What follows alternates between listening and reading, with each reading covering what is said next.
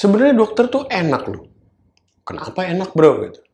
Karena kalian nggak perlu networking, nggak perlu cari tahu orang banyak-banyak, nggak perlu janji ketemu dengan klien sana kemari.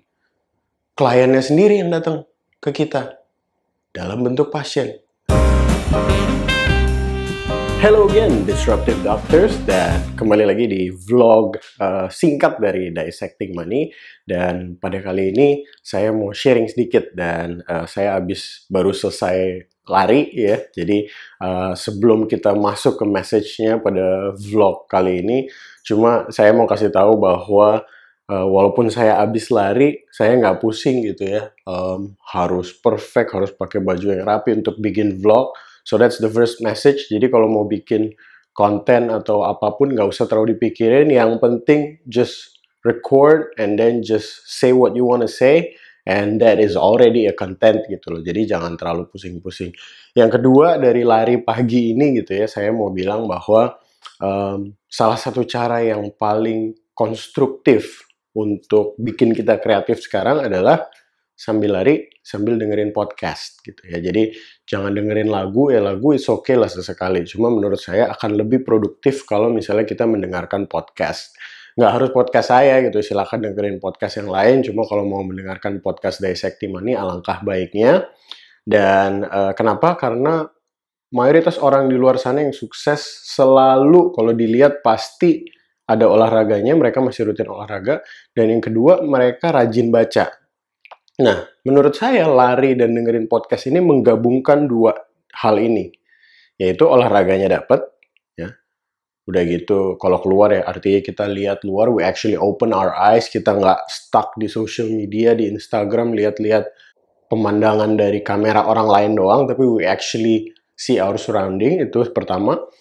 Yang kedua adalah kita dapat ilmu, health-nya dapat, smart-nya, creativity-nya juga dapat gitu loh. Jadi seakan-akan membaca itu jadi diubah jadi podcast. Jadi sambil jalan, sambil olahraga, kita sambil menyerap ilmu gitu. So if you haven't started exercising yet, so please do. And while you do it, might as well listen to podcast. Oke, untuk short video kali ini saya mau bicara mengenai networking. Kenapa networking? Karena menurut saya ini satu hal yang penting, tapi jarang dilakukan oleh dokter. Saya sadar juga setelah saya waktu ngobrol sama salah seorang teman saya, sejawat juga, dokter juga, dan waktu itu dia cerita tentang pengalaman dia di TBM, kemudian saya cerita sama koas saya, bukan koas, dokter umum yang lagi nunggu internship, dia bicara tentang pengalaman dia di AMSA, terus ada temennya yang di CIMSA gitu ya. Terus saya berpikir gitu ya, saya kayaknya dulu agak-agak apatis gitu waktu mahasiswa kedokteran, saya nggak terlalu aktif di badan-badan seperti ini. Dan mungkin ada sedikit penyesalan juga gitu ya, karena saya berpikir mungkin kalau misalnya dulu saya lebih aktif, networking saya akan jauh lebih banyak sekarang gitu. Saya akan kenal lebih banyak orang, saya lebih banyak punya akses dan lain sebagainya. Cuma no regrets, ya mungkin dulu saya agak-agak bandel gitu ya, jadi nggak terlalu peduli, nggak mau terlalu bersosialisasi waktu S1. Nah, kemudian mengenai networking ini saya dibukakan juga matanya sama mentor saya. Kalau udah ada yang tahu ya, kalau ikut grup Telegram pasti tahu bahwa saya punya mentor, Ardo Ryan Dwitanto, seorang financial planner. Waktu itu beliau yang ajak saya ke acara suatu komunitas gitu lah, suatu komunitas profesi. Dia ajak saya, karena waktu itu beliau koordinatornya, waktu itu tentang membicarakan finance pokoknya. Jadi intinya lagi membicarakan finance, saya lupa spesifiknya tentang hal apa. Tapi waktu itu saya diminta beliau untuk jadi moderator. Dan waktu itu saya mikir, waktu itu saya belum tahu banyak tentang finance, blog juga belum jadi gitu ya, dan saya bingung gitu ya, bisa sih Do jadi moderator gitu, cuma saya tahu apa gitu. Saya nggak terlalu ngerti, saya nggak terlalu dikenal orang gitu. Siapa nih tiba-tiba muncul dari moderator? Saya pun nggak ada di komunitas profesi tersebut pada awalnya. Nah, terus mentor saya itu bilang bahwa, iya, justru karena itu, gitu. Saya mau ajak kamu jadi moderator supaya kamu punya networking. Disitulah kamu akan kenal orang-orang, bisa bertukar pikiran, dan disitu kamu akan dikenal orang. Dan saya waktu itu masih agak skeptis gitu ya, berpikir ya, aduh networking ya, perlu nggak ya?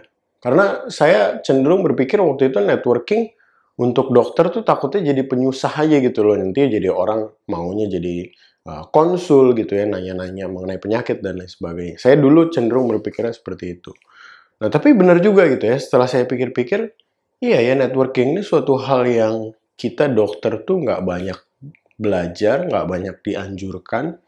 Jadi saya kira ini momen yang tepat untuk bahas ini sedikit. Nah, di acara itu juga lah saya belajar pentingnya punya kartu nama atau business cards, dan di situ biasanya kita exchange business cards gitu ya, lebih formal kan daripada cuma minta nomor doang gitu. Dan ada satu hal yang saya suka banget emang dari adatnya orang Jepang gitu ya, dan saya ikutin sampai sekarang, bahwa kalau misalnya kasih business card harus pakai dua tangan gitu ya sambil menunduk. Dan kalau kita yang menerima business card, harus terima juga pakai dua tangan sambil menunduk dan langsung taruh di kantong depan. Ya, karena untuk orang Jepang, kartu nama itu seperti representatif diri orang yang ngasih.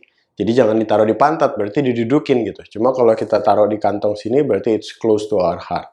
Nah, itu jadi saya belajar the importance of exchanging information, business cards. Ini sesuatu hal yang saya rasa di luar sana semua melakukan. Dokter-dokter aja yang kadang-kadang jarang, jadi kita punya business cards pun kadang-kadang jarang ngasih ke orang gitu ya. Nah, sekarang dalam konteks dokter-pasien, hubungan dokter dan pasien. Nah, ini suatu hal yang menarik karena waktu itu ada teman saya yang bilang, sebenarnya dokter tuh enak loh. Kenapa enak bro? Gitu. Karena kalian nggak perlu networking, nggak perlu cari tahu orang banyak-banyak, nggak perlu janji ketemu dengan klien sana kemari.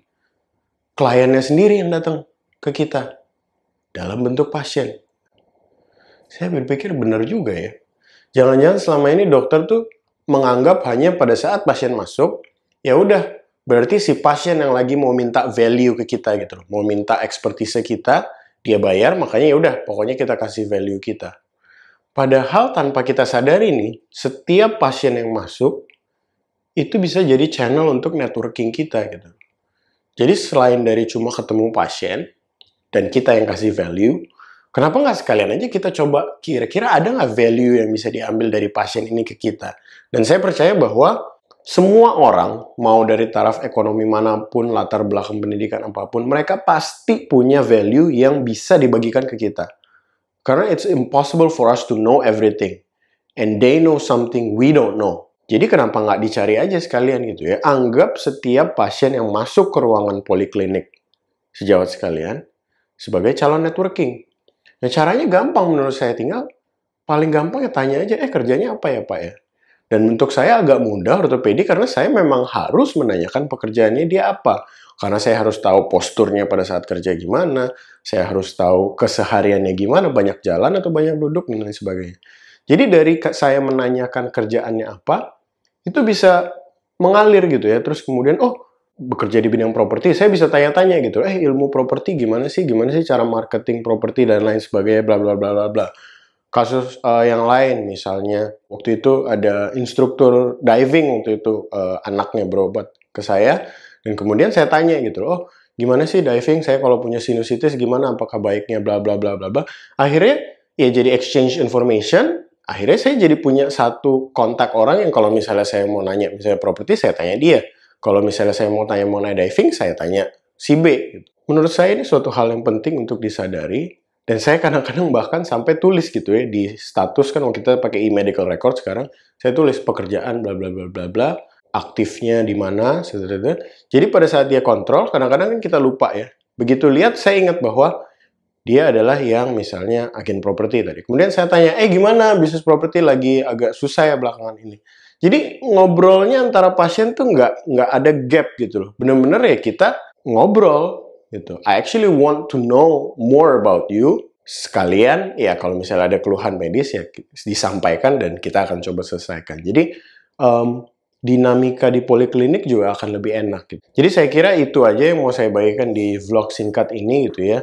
Dokter harus sensitif dengan kebutuhan networking. Kita sangat perlu networking, apalagi di era branding social media yang makin lama makin ke sana, makin ke arah internet. Jadi menurut saya perlu untuk kita ketahui, dan cara paling gampang adalah menganggap bahwa setiap kali kita ketemu pasien itu adalah satu channel networking yang bisa kita miliki. So don't miss your chance. See you in the next vlog episode. Bye-bye.